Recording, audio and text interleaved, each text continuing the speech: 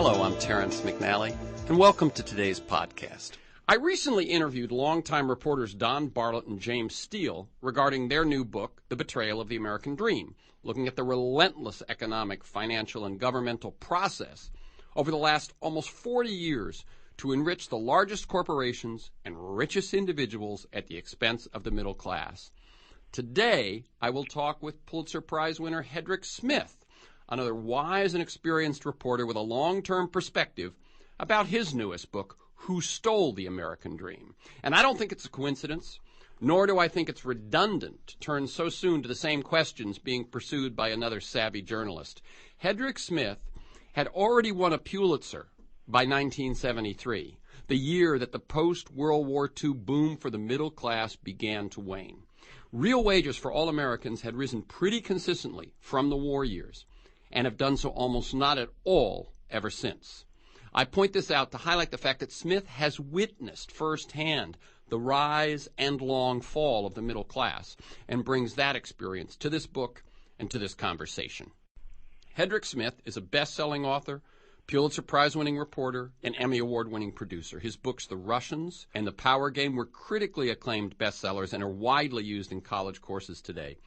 As a reporter with the New York Times, he shared a Pulitzer for the Pentagon Papers series and won a Pulitzer for his international reporting from Russia in 71 to 74. Smith's primetime specials for PBS have won several awards for examining systemic problems in modern America and offering insightful, prescriptive solutions. His latest book is Who Stole the American Dream. Welcome, HEDRICK SMITH. Terrence, I'm delighted to be with you. Thanks. Very good. I like listeners to get a feel for the people behind the ideas and the work that we talk about. So can you briefly tell us about your path to the work you do today? Not so much this new book, we'll get into that, but your overall sense of your work, and feel free to mention mentors or turning points or moments of decision that led you to where you are today. Well, it's going to sound funny. I was born in Scotland of American parents who loved Europe and loved to travel, and they imbued that in me as I grew up, even in America when we moved back to America, which I did when I was 6 or 7 years old. So the idea of being a foreign correspondent, traveling the world, seeing the world, was something that was embedded in me long before I knew I wanted to be a journalist. That's very important. I'm a reporter's reporter. I like to go talk to people high and low. Ordinary people, hear their stories, understand what's going on. And I'm a guy who likes to put pieces together. I think that the public is overwhelmed by bits and pieces of news that they can't use. Yes, it titillates them today, it informs them today, but they don't know how the pieces fit together. So I'm a guy who likes to put pieces together. You just mentioned the Russians, you just mentioned the Power Game. When I went to Russia in the 1970s as the bureau chief for the New York Times in Moscow, somebody said to me, why don't you write a book, Why They Behave Like Russians? And that's what I did. I didn't call it that, but that's what I was. So instead of saying it's communism, it's the system, what are the people like? And I loved it. And I actually think people responded well because Americans, by the time my book came out, were enormously curious about what the Russians were like. The Power Game. I spent years as a reporter in Washington, covering Washington. But when I came back from Russia, I thought, what if I were to approach Washington as if I were a correspondent from some other country? I like that. What if I were a foreign correspondent in Washington? Yeah. How would I look at Washington? What would the anatomy of Washington look like? What would I be interested in? And the latest who's up, who's down, who's winning, the latest piece of legislation would matter less to me than how do some people win and why do other people lose? And why does something get done in Congress and why does something not get done? And how does the press corps feel about the president? What people don't understand, people think that reporters in the White House press corps, for example, react to the president by their ideology, by their party. Dead wrong. They react to them by whether or not they like them. Ronald Reagan got a terrific press from the White House press corps, most of whom were probably Democrats at the time, because they loved Reagan. He was such a likable guy. And Jimmy Carter got a bad press because he had those cold blue steely eyes and people didn't like him. I remember once going in to interview Reagan with Les Gelb, who later on became the head of the Council on Foreign Relations and a member of the administration, Democrat. In a Democratic administration, foreign policy expert. We went in and we interviewed Reagan. And we came out after 45 minutes or an hour. And I was totally frustrated because Reagan had succeeded in avoiding answering all the good questions we had. He'd fluffed us off. He'd beaten us totally at the information game. And I was expecting Les to be furious because he had been highly critical of Reagan's policies and some of the stuff he'd written. And he turned to me and says, "What a great guy. Can you like Reagan?" And that absolutely epitomized it to me. He had totally lost. In the first place, I'd interviewed Reagan before. He'd never interviewed Reagan. So in the first place, he was just impressed with being in the Oval Office. Sure. But the other thing was he'd responded to Reagan as a human being, not as a policy spokesman for the Reagan White House. It was so funny.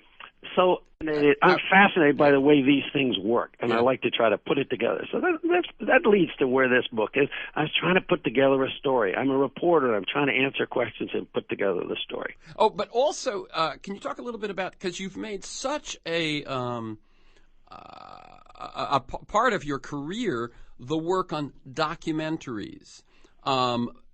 What takes a reporter who says, you know what?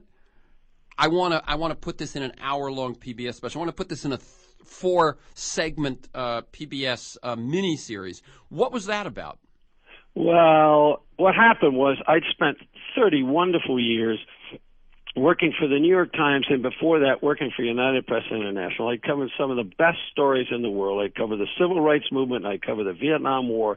I'd been in Moscow at the height of the Cold War. You couldn't ask for a better front-row seat to history than I had been given by my employers for the previous 3 decades. But I had done daily journalism for a hell of a long time, and I knew by that point that when we write daily journalism, we're doing history in salami slices. Mm-hmm. We're doing history on the fly.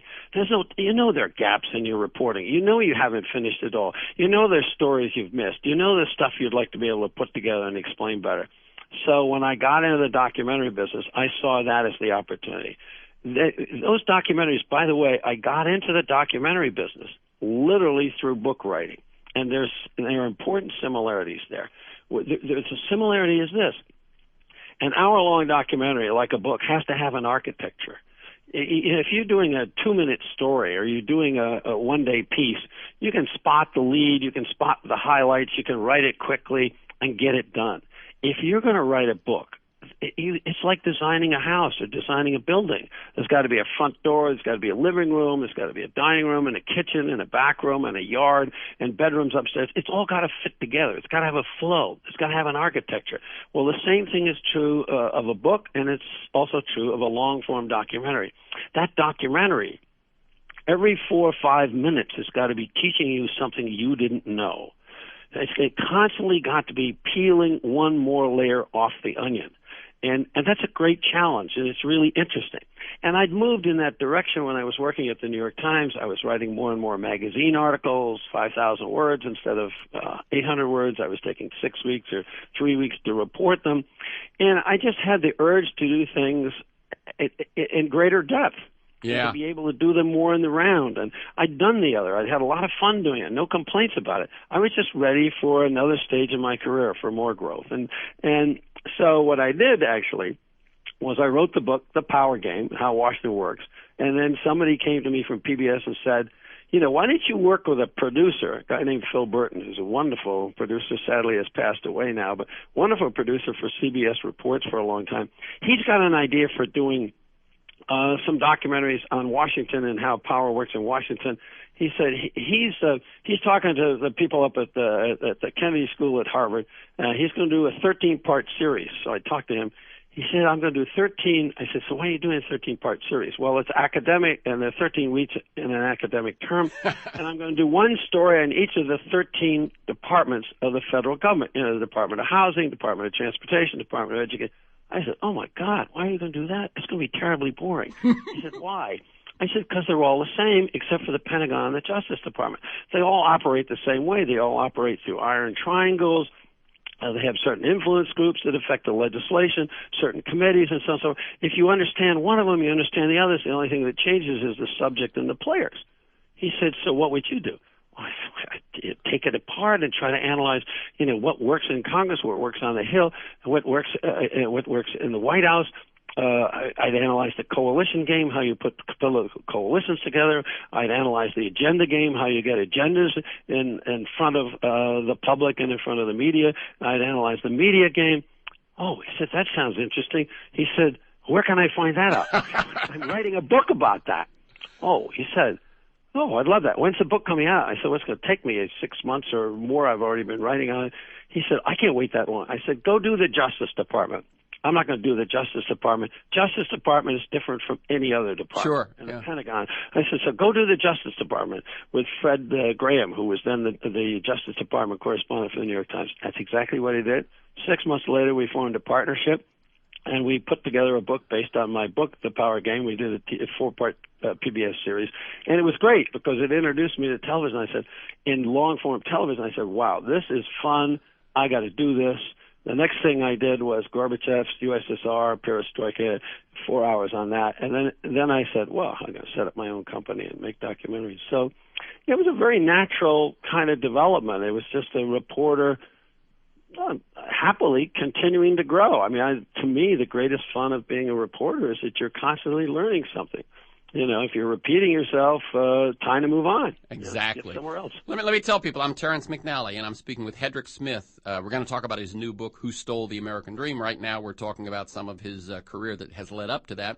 And to learn more, you can go to hedricksmith.com, and I'm going to spell it for you, HEDRICK, HEDRICK SMITH, one word, hedricksmith.com. Hedrick, I wanted to say, what you were saying about the difference between a book and an article. I do hour-long interviews, which in radio is I'm very, very lucky. I don't have to do the 8-minute segments one after another. Yet when I went to a publisher and sort of wanted to turn it into a book, he said, so what's the theme that unites all the interviews? What's the theme that unites these pieces of the puzzle of a world that just might work that you're talking about? It's not enough to put pieces in different areas or under different names. What's the theme? So I really hear what and I have yet to come up with that exactly. So I really hear what you're saying. Yeah, well, that's the trick, and it's not just a trick. It's very important, and that to me is the fun, and that's the challenge, and because it makes it larger, And I've been doing this a long time. I wanna try to make more sense out of things for myself as well as for other people, and so. Like a good reporter, I start with good questions, and I just keep pursuing them. And this book, by the way, I need to confess to you, this is not the book that I set out to write. Tell me. My contract with my publisher says The Dream at Risk. Which is not Who Stole the American Dream. I didn't start out with a thesis and then work like hell to prove it. I started out with a bunch of questions. I knew the middle class was in trouble. Everybody knows the middle class is in trouble. People have lost their jobs. They've lost their homes. They're worried about their kids in the future. So that was easy. How do we move from an era of middle-class prosperity, which I had seen personally myself? I'd lived through it. I'd experienced it. I'd benefited from it in the 50s, 60s, and 70s, coming out of college and beginning my career in those years. And then I'd seen the decline. How do we move from an era of middle-class prosperity and middle-class power, and by power I mean civil rights movement, environmental movement, consumer movement, all having powerful impact, all coming from the belly of the country, having powerful impact on Washington, changing policy, forcing the White House and Congress to adapt to what the public wanted, not the other way around, to an era of partisan gridlock, unequal democracy, lopsided inequalities in the economy, the super rich, the 1% and the 99%. This is a wacko different world. They're both America. And everybody today, I guess anybody at any era, assumes that life was always the way it is when you live. Not true. Not true in other countries, and certainly not true in this country. And so that change is what fascinated me. And the more I dug into it, and the more I began to look at what happened in housing, and then what happened in retirement, and then what happened in job offshoring, and then what happened in the political system, the more I began to see patterns And it didn't just happen to the middle class. It was done to the middle class. Absolutely. There was a political revolution that started in the 1970s, and that revolution is what has wound up by stealing the American dream. And it's not like there was a cabal, there was a plot, there were 12 guys sitting around the table saying, how can we screw the middle class? But it was a class of people. It was the corporate leadership, and they were sparked by a particular Paul Revere that I hope we can talk about. Oh, we will. So I began to see that story unfolding, and the pieces started to fall in place. And then it got more complicated again, and more pieces fell in place. And so I feel like I've got a pretty good grasp of it now, and I don't know about you. I feel this is really important. I think we're not going to get a good fix in this country if we don't understand how we got where we are and what the nature of the real problems are. And I don't think the political dialogue in this campaign is helping people understand that one whit. No. As a matter of fact, I mean, one of the ways that I often look at things is something broken? How did it get broken? How do we fix it? You know, that's the right sequence. Those three questions, and obviously, you know, one could say the middle class in America is broken. Then the question is, how did it get broken? Because unless you know that. And that thing that you said, as in preparing for this, I thought the same thing, that there are people, maybe not people of, who've been looking at this since the 60s or the 50s or the 40s, but certainly an awful lot of people in America who just think this is the way it is. Can I ask, and you can say no to this question, but I did, as I was preparing for this, want to put off the book for one more question, which is, as we record this interview, the Chicago school teachers are on strike.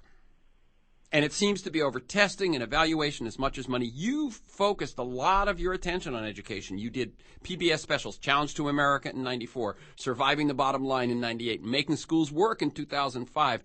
As you look at education today, what do you see? Is it broken? How did it get broken? How do we fix it? That sort of thing. I would just love if you want to take a crack at that, and then we'll go back to the middle class. Yeah, well, it is broken, but we got to understand that the challenge has changed. And so the system that we had that was a mass production educational system was designed for a mass production economy. So that if you got a lot of people through high school and they had reasonable skills in English and they could do a bit of arithmetic and they knew a bit of social studies and how the system worked, they could go get a job, in the Walmart of that time, in the General Motors.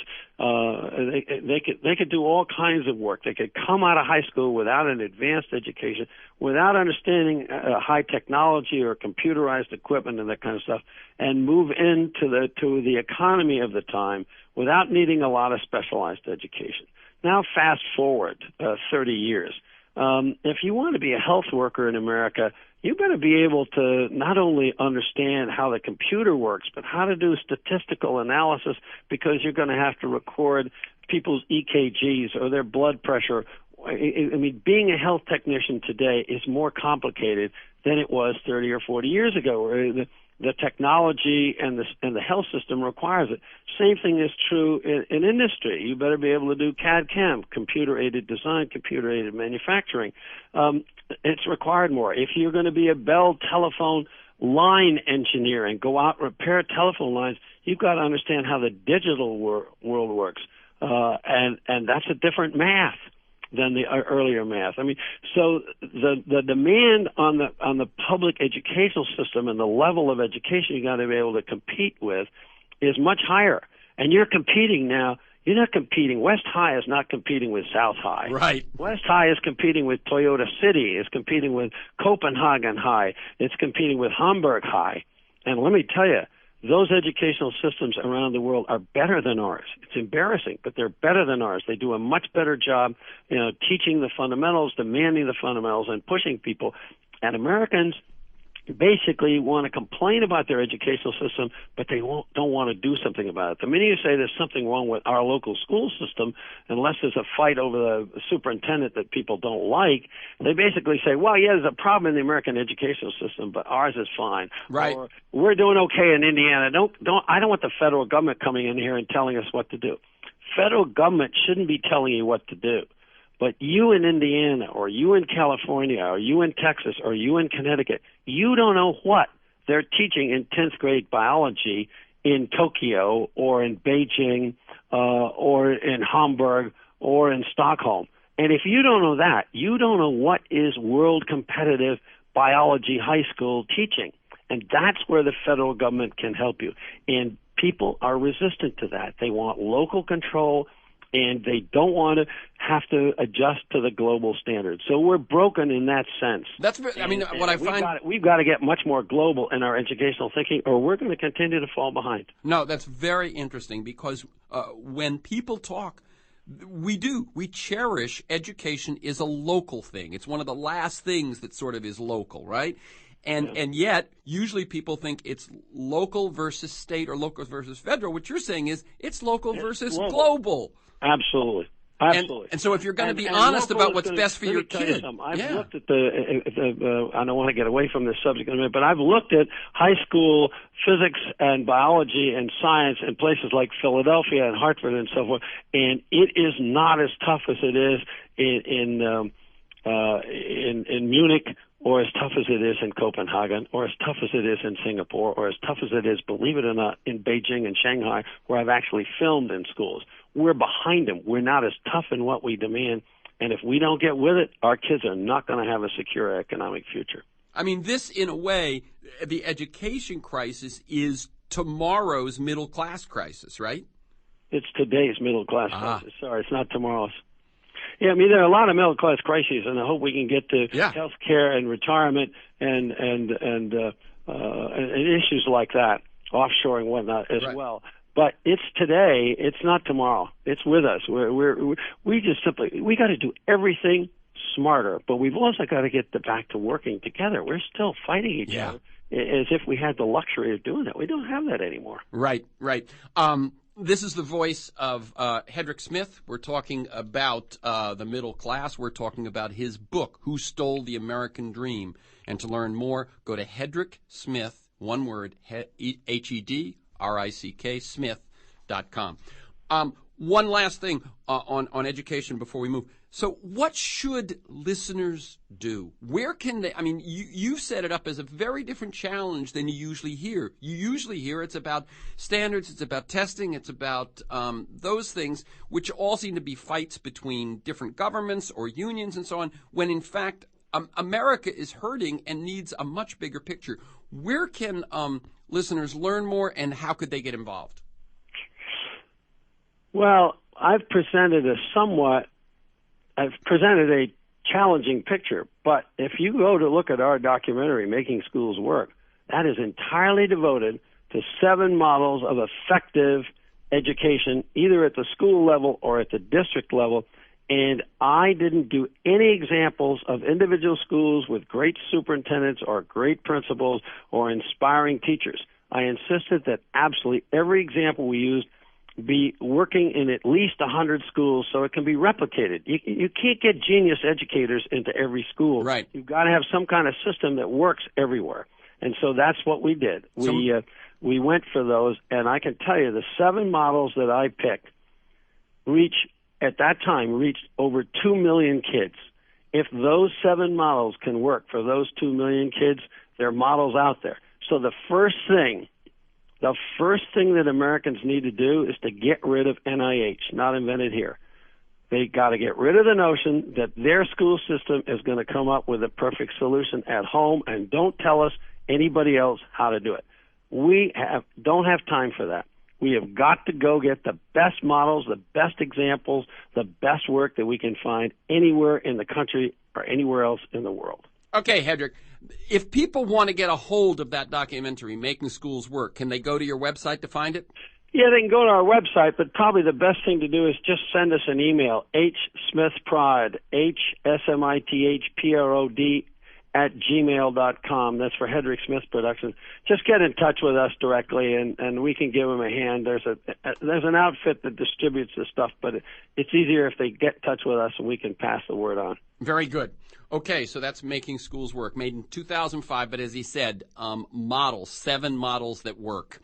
Okay. Successful models that work on a large scale. That's right, that not just work in one school. I thought that was very good because, yes, everyone can point to the heroic teacher, the heroic principal, even the heroic superintendent, but you need more than that.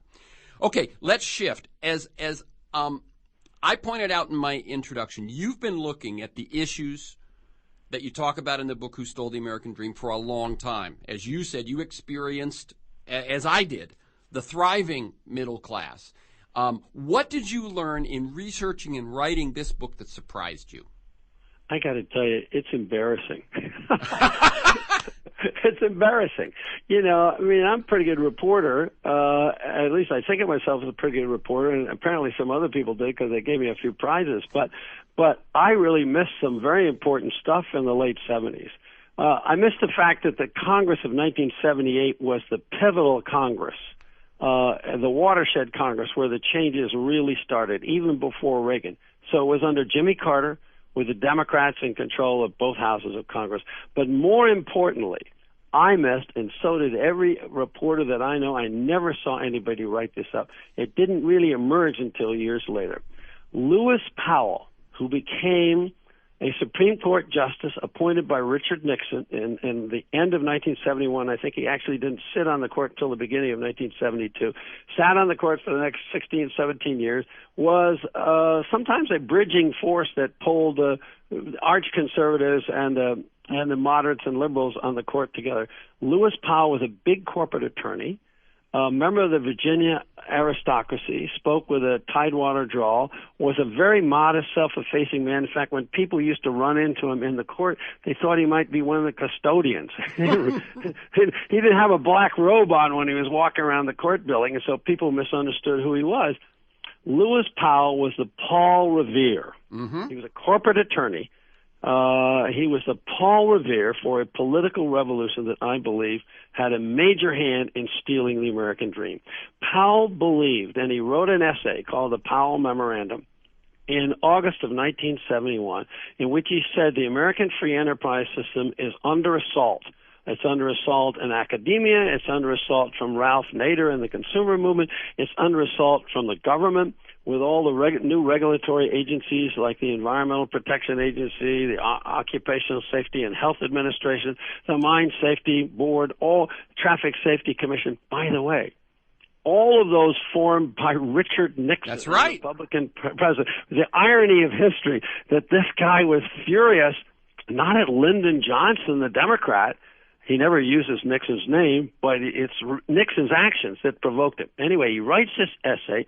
He says business must organize, must take power aggressively, must wage a long-term campaign, must pool its money, and must go after its enemies and change the direction of policy in America. Well, believe you me, the U.S. Chamber of Commerce circulated the Powell Memorandum, and it was like a trumpet call to corporate America. It was a manifesto, and all kinds of things started happening in the next few years. The Business Roundtable, which is the voice of the 150, 180 most powerful, largest corporations in America, didn't exist before the Powell Memorandum. Within 3 months, it had been formed by the big CEOs. The National Association of Manufacturers said, well, we better move our headquarters to Washington. The National Federation of Independent Businesses, which is the organization of small business, mushroomed from 3,000 members to 600,000 members. Corporations started opening offices in Washington. In 1971, Powell wrote his memo. There were 175 corporate lobbying offices in Washington. 9 years later, there were over 2,000. There were 50,000 staffers working for corporate trade associations by 1980. There were, 9,000 paid registered lobbyists for businesses and another 9,000 PR people. There were 130 corporate lobbyists for every member of Congress by the end of the 1970s. That was Powell's army. Powell had summoned them. By that time, he was on the court. He was no longer talking to them. He was making decisions on the cases they were bringing to the Supreme Court. But he started it, and it hit Jimmy Carter, Ralph Nader, the AFL-CIO, the consumer movement, like a thunderbolt. I mean, they started in the Congress in 1978 was the first pro-business Congress in years. The anti-business Congress of the early 70s became the pro-business Congress of the late 70s. It was a pivotal moment. It was like, in a sports game, in a tennis match, in a football game, there's a tough struggle. Two sides are fighting fairly evenly, and then there's a game, there's a breakthrough, there's a touchdown, there's a rally in a baseball game, there's a tennis player that scores a service break. Something happens, and it's a game changer. Yep. Let me tell you, Terrence, this was the game changer in American history, and we have been living with the consequences of it ever since. Powell's Army has only gotten stronger and stronger as the years have gone on. And I have to tell you, I'm embarrassed to say that although I sensed some of the details and some of the fallout from this thing, I did not know that. It's only the reporting that I did working on this book that taught me all the things that I just said to you. Well, that's stunning. That says something in itself. Let me just tell people, because we're basically at the halfway point here. I'm Terrence McNally. I'm speaking with HEDRICK SMITH about his new book, Who Stole the American Dream, and you can learn more at HEDRICK SMITH, one word, HEDRICK Smith.com. Now, HEDRICK SMITH will be... I just need to emphasize, Terrence, that's why I called the book Who Stole the American Dream, because I understood that it was an organized effort. Now, it wasn't 12 guys sitting around a room, and Lewis Powell was not saying, I'm doing this to hurt the middle class. No. It's not in that sense, but there was a stealing that was going on. The wealth that the middle class had been accumulating during that long post-war period was about to start to be drained away by the captains of industry, by Wall Street, by the super rich, by the financial elite, very purposefully pursuing tax policies, deregulatory policies, blunting the drive of organized labor, blunting the drive of the consumer movement to the advantage of the elite and to the disadvantage of the middle class. And one thing I don't think you mean to left out, but just in your short list there, the justice, the judicial system shifted about that same time. The Federalist Society and the Republican and conservative effort to change the courts, which has been... Well, there's no question. Which leads us to... articles. I'm not an expert on the court, and I don't really deal with the court in my book much, but I've read plenty of articles that literally have documented that since that period when Lewis Powell went on the court, that the court has rendered many more pro-business decisions than it did in the years before that. So and of course, in the court certainly changed. Yeah, and one of the things that's interesting in terms of making this all work is that every time someone comes up for confirmation, people talk about gun policy, people talk about abortion. Nobody talks about corporate decisions. Alito and Roberts are two very corporate-friendly justices, and the distraction that happens during confirmation hearings allows that to happen. The two things I wanted to mention, one is that tomorrow night... You need to be fair about that. Even some of the so-called liberal justices appointed by Democratic presidents have gone along with a lot of these absolutely. Absolutely. I'm just saying that the tilt that gives you Citizens United comes partially because, no one was looking at how do they rule on these sorts of issues. When they were about that. Yeah. One other thing that occurred to me as you were talking about Powell was, if only whoever left the Supreme Court had left a few months earlier, and Nixon had appointed him a few months earlier, once he was in the Supreme Court, he couldn't have written the memo. History would be different. Well, there are what ifs all over it. I know. So I don't think there's a lot of futuring going back over. No. It's just a funny thought. He did write it, and it had enormous impact. And that was something that we reporters at the time had no knowledge of. And I'm not certainly the first person who discovered this, but there were others who've written about it in the past. But it's still news. I can tell you, it's still news to most Washington insiders.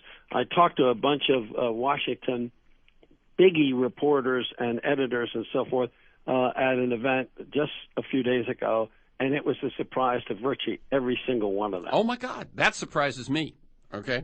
I'm saying I actually been talking about the Powell memo since about 1990. But there you go. You wrote an op-ed. I just want to set the scene of how things shifted. We were talking about how it had been the Nixon administration that passed OSHA, EPA, et cetera, et cetera. You had an op-ed just recently when Capitalist Cared in the New York Times, and you quote Henry Ford, and then you quote, this is the one I'm going to read, though, just so people know how things have changed. Frank Abrams, chairman of Standard Oil of New Jersey, And Standard Oil of New Jersey, is that now part of ExxonMobil? That's ExxonMobil, yeah. Voicing the corporate mantra of stakeholder capitalism. This is the corporate mantra, and here's a quote from the chairman of what today would be ExxonMobil. The job of management is to maintain an equitable and working balance among the claims of the various directly affected interest groups, which he defined as stockholders, employees, customers, and the public at large. Nowadays, you'd be lucky to hear that sentiment from a Democratic candidate, never mind a titan of industry. No question. Enormous change in business ethos has taken place. And we talked for a moment ago about the revolution, the business rebellion, the organized money of corporate America as one of the major factors in the stealing of the American dream from the middle class.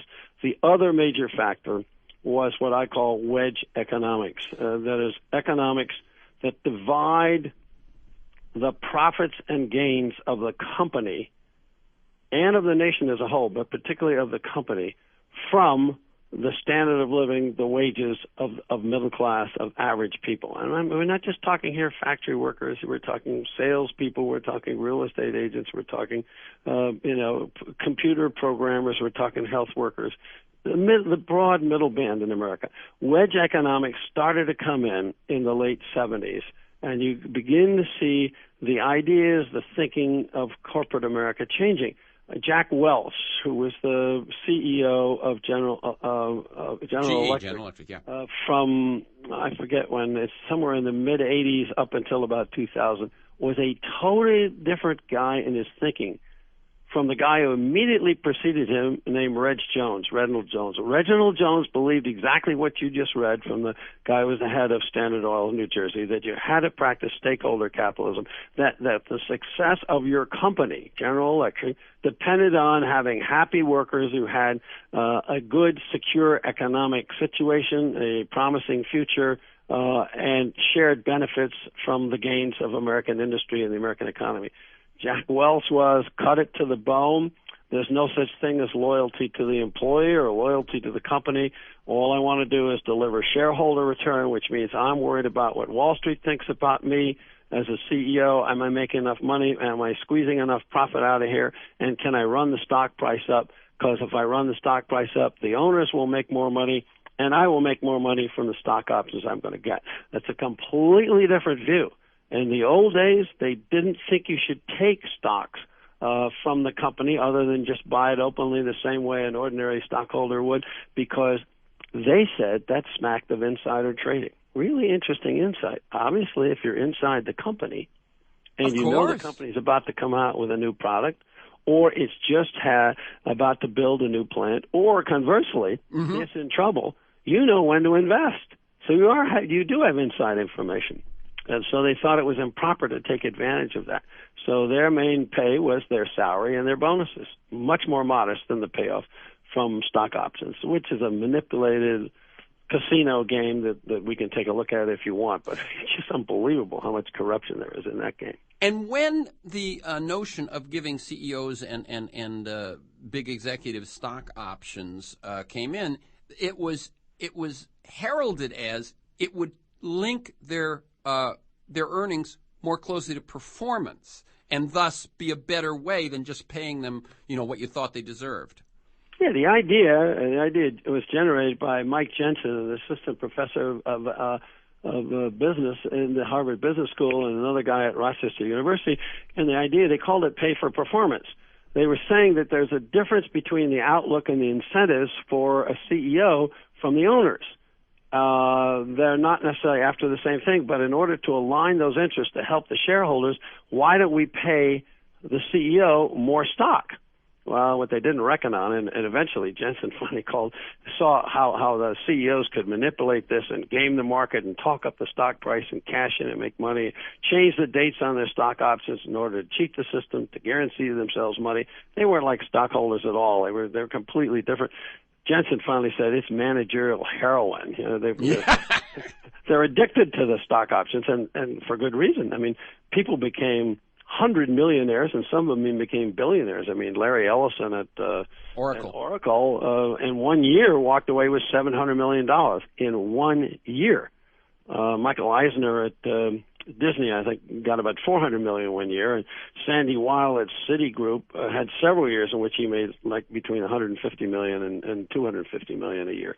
So I mean, it's just unbelievable salaries. So by comparison, Charlie Wilson, the head of General Motors in the heyday of General Motors in the 50s and 60s and so forth, he made $600,000 a year. Translate that by inflation to modern salaries, he had to be $5 million, and he's a piker compared to the kind of money they're making today. So, in small companies, it just went way off the charts. Yeah, and let me just for people who want some numbers, here's a couple of things from your writing. Although productivity increased by 80.1% from 73 to 2011. Remember, we talked about 73 was when real wages for the middle class stopped climbing. It's a year and a half after the Powell memo. So productivity increases by 80% from 73 to 2001. Average wages rose 4.2%. Hourly compensation, 10%. This is a period of 40 years. 38 years. Yeah.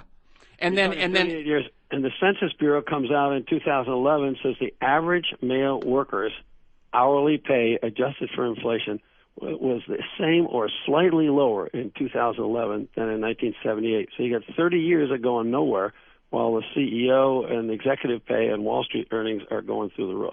Now, you point out that I would call that stealing the American. I would say, yeah, that's right. In other words, if someone steals something, somebody else has it, and it's clear who's got it. In Germany, this is again from that op-ed, but it's really, it grabbed my eye. In Germany, still a manufacturing export powerhouse. In fact, with a population of 83 million, either the number one or number two, depending on what currency you're doing, exporter in the world. Average hourly pay has risen 5 times faster since '85 than in the United States. Average German workers make more money than average American workers do. There's no question about it. And they work fewer hours, and they have longer vacation, and they have better benefits. And they have that safety net. Yeah, exactly. And they have the safety net. Yeah, no question about it. So they still have a social contract, which basically is what was stolen along with the American dream. What's interesting is the answer to that you get, okay, fine. In fact, I actually got some emails that said this after that op-ed appeared. Okay, fine. That would be more ethical capitalism than we have today. That would be more moral capitalism. But if you did that, these are business executives saying this to me, CEOs and former senior executive vice presidents of major corporations writing me emails. If you did that, you couldn't survive as a company. Okay. That's the answer we get. Okay. So, and we couldn't survive as a country. You couldn't trade as a country. So if that's true, how come major German corporations like Siemens, Daimler-Benz and Mercedes and BMW and on and on and on, how come they're doing it and surviving and competing? And more importantly, how come in the face of cheap wages in China and India and the Asian tigers that the United States had a trade deficit in the 2000s, in the Bush decade, of $6 trillion? We bought $6 trillion more stuff than we were able to ship to the rest of the world, while Germany had a trade surplus, not a deficit, a surplus of $2 trillion. In other words, if the strategy Germany adopted would be suicidal for America, how come they performed better on the world market than we did? It suggests that there's some decisions that were made, or there may be some laws in this country, or there may be some different power situations. Trade unions are more powerful in Germany than in America. It's things about the society that spell out and explain those differences. It's not the global trade situation. It's not new technologies. It's not irresistible impersonal market forces. It's the decisions specific political and business leaders have been making in this country versus the decisions being made in Germany and other countries. Yeah, one other thing in Germany is every corporation that has 2,000 or more employees, half of the board is elected by the workers. Here, I don't even hear of a union demanding that in exchange for some thing they've given away. No, but there were unions that did that. When United Airlines got in trouble, the unions took half the seats on the board, and employees in the company bought employee stock options and so forth. And then United went bankrupt, and all those employees lost all that money. They lost something like $3 billion in benefits. It turned out to be a bad deal. Well, but not their positions on the board, but they're taking stock. Yeah, they did both. They took seats on the board, and the union took stock, and the union members took stock. And the whole thing went bust. That also happened at Northwest Airlines and a couple of other companies. But you don't hear it much. Right. There are examples, but you don't hear it much. Right. Okay, let's talk about I really appreciate what you said about wedge economics. And what you mean by that is separating the success of the company from the success of all the other stakeholders, but the shareholders and the top management. Yeah, it's even broader than that. What we do in America, if you listen to economic experts on business programs, I don't care which cable network you listen to or which network you listen to, they'll all talk about how the American economy is doing. Growth this past quarter was 2% or 3% or 4%, whatever. And businesses are reporting profits, and the Wall Street stock market is going up. And the implication of all those positive things, which have been said, by the way, just in the last couple of years, is that those are gains which are being shared fairly equally or fairly proportionally throughout the economy. Wedge economics stopped that. That used to be the case. When the country grew by 3 or 4% a year, people's living standards were rising 3 or 4% a year. Wages were increasing, something like that. That became a yardstick. That got all cut by wedge economics. And you can actually see it if you see a graph of what you just read to me. You can see two lines going up on a nice slant as if they were going uphill from 1943 to 1973. Wages going up, productivity going up, standard of living going up. And then suddenly there's a break at 1973. On the productivity line and the national gains line and the growth line keeps going up, and the wages and the standard of living line cuts and goes flat, and you just begin to see this big wedge between the growth and productivity and the level of income. And we need to get away from this shorthand assumption in our public conversation that gains for the nation and gains for the corporate profits get translated into gains for ordinary people. They don't. In some companies they do, but nationwide they don't, and that's got to get fixed. No, it doesn't matter who you elect in November. It doesn't matter which one you elect, unless those people go change that dynamic. And that dynamic is mostly at work in the private sector, so it's not really up to government policy. But there are things you can do with the tax code, with regulatory measures, and a few other things that could influence it. But basically, no matter who you elect, it's not going to affect it much one way or another unless public opinion gets behind a fair sharing of America's economic gains. Yeah, one thing it sounds to me is that journalists they have a habit. We used to quote these numbers, we'll still quote these numbers as if they mean what they used to mean. And they don't anymore. Well, I don't think journalism has covered itself in glory in recent years in America. I'm sorry to say that. But I don't think we've done a very good job. I mean, basically, I always figured my job as a reporter, what I owed my readers, what I owed my viewers on television, was to do roughly what an umpire does in a ball game: call balls and strikes, call people safe or out. How is the game being played? And when you do calling balls and strikes, you don't say to the batter, was that a strike? What do you think? Well, I think it was a ball. Then you say to the catcher, what do you think? Was it a ball or a strike? I think it was a strike. Well, in journalism today, you ask the Republicans, is Obama against this? Yeah, he's against this. Then you ask the Democrats, no, he's not against this. Okay, we've done our job. No, I'm sorry.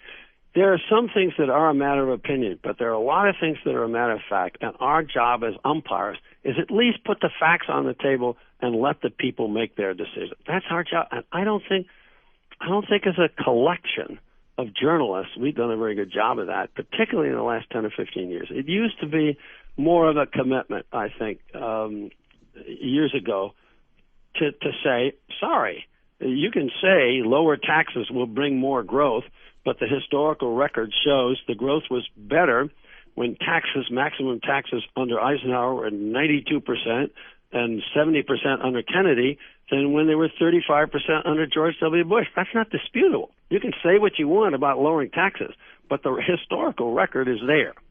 And we have an obligation to bring that out, it seems to me, and then let people, make a decision based on those numbers that are in the historical record.